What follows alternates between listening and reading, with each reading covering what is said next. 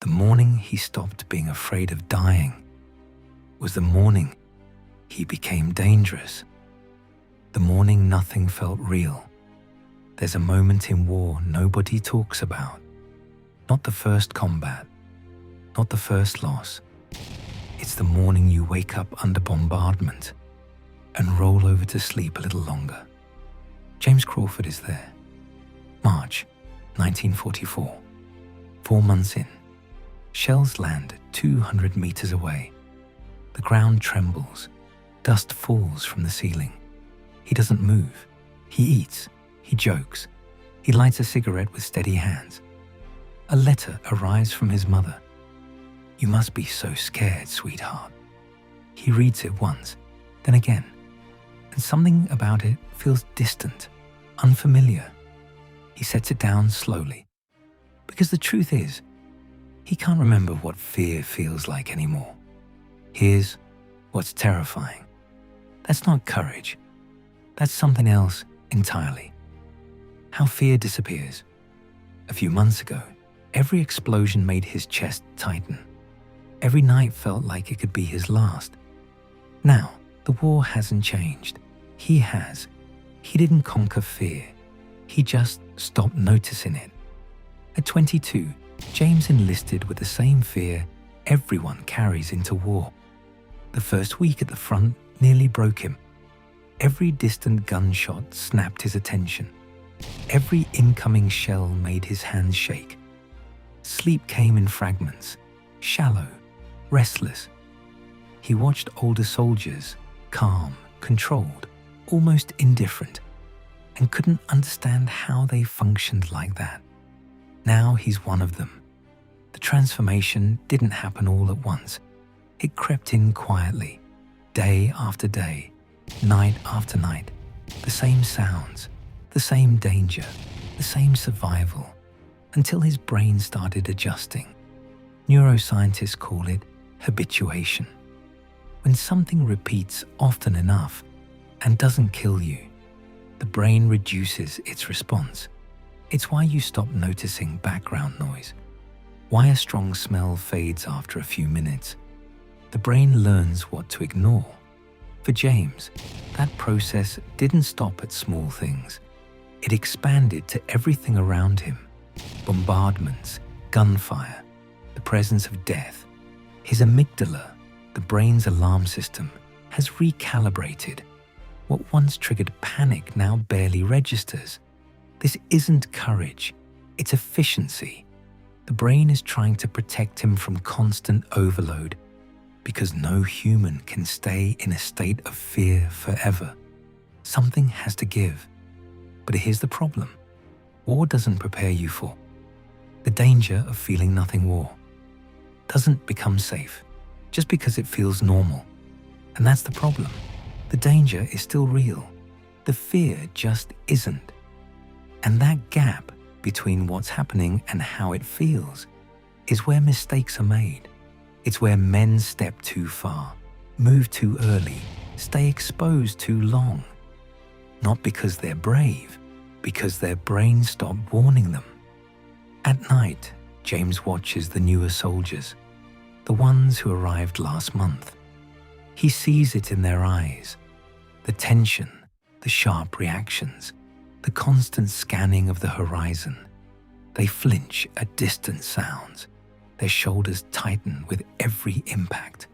He remembers being like that, but it feels like someone else's memory, something distant, almost unreal, like a version of himself that no longer exists. And then something else begins to change. It's not just that fear is fading, it's that danger starts to feel different, sharper, clearer, more alive. In the middle of chaos, everything slows down. Movements become precise, focus narrows. Every decision feels immediate and important. That's adrenaline. But there's something else happening too. Dopamine, the same system that drives addiction. It rewards intensity, reinforces behavior. It tells the brain, this matters. Remember this. James has been living inside that state for months. Now, when it's gone, Something feels off. Silence becomes uncomfortable. Stillness feels unnatural. A rest day behind the lines doesn't feel like relief. It feels like suffocation. He doesn't say it out loud, but his actions start to show it. He stands up too early during patrols, moves faster than he needs to, takes risks that don't make sense. "Crawford, what are you doing?" He hears it, but it doesn't register the same way, because it's not a conscious choice anymore. His brain isn't avoiding danger now. It's chasing the feeling that comes with it. This is the quiet shift no one prepares you for. The thing that keeps you alive at first starts pulling you closer to the edge later. But it doesn't just affect him. It reshapes the whole group, the distance between men. Habituation doesn't just change individuals. It reshapes the entire group. In the beginning, every loss hits hard. Names are remembered. Stories are shared. There's grief, real, visible grief. But over time, something changes. Not because they stop caring, because they can't afford to feel everything. When new soldiers arrive, the veterans don't rush to know them. They keep a distance. It looks cold from the outside. It isn't. It's protection.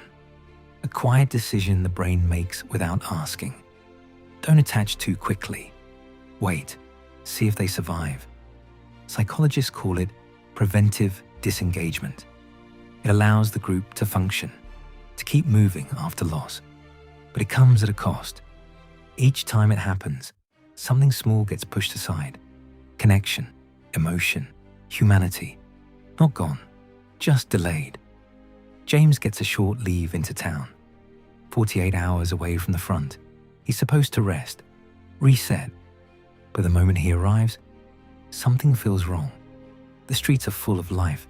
People laughing, talking, moving freely. Music drifts from a nearby cafe. It should feel comforting. It doesn't. It feels distant, like he's watching a world he no longer belongs to. He sits at a table, orders coffee, stares at the wall. A woman at the next table smiles at him. A simple, normal gesture. He doesn't respond.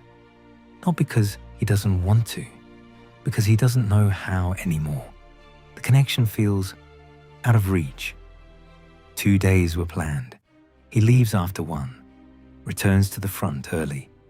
Because as strange as it sounds, that's where things make sense now. That's where he understands how to exist. And then, the ambush. When nothing feels like anything. Weeks later, it happens. An ambush. Fast, violent, unpredictable. Gunfire from multiple directions. Men drop before they can react. There's no time to think. Only movement. Eddie goes down.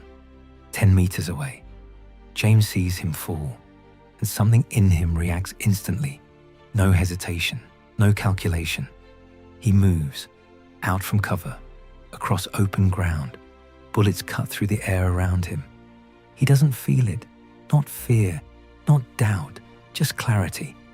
He reaches Eddie, grabs his collar, pulls him back behind cover, presses his hands against the wound, applies pressure, stays focused. Everything else fades out. The noise, the chaos, the danger, all of it disappears into the background.